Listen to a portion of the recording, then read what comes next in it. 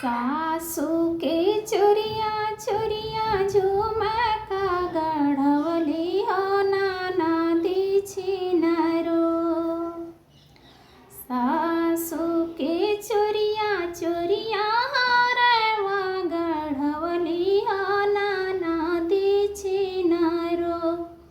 ते घर में झगड़ा लागवली हो नाना छिनारो।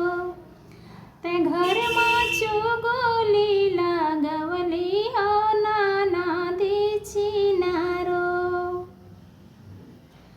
के जे मारे लगे गरिया में हो के हम के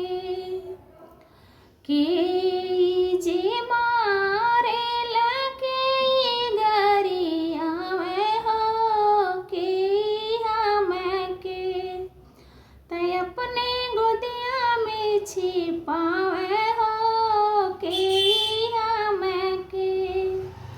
ते अपने गोदिया छिपावे हो के हम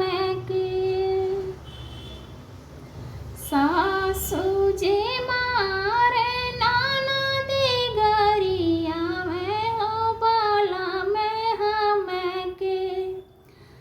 सासू जे मारे नाना गरिया में हो सजन हम ते अपने गोदिया छिपावे हो बाला में हम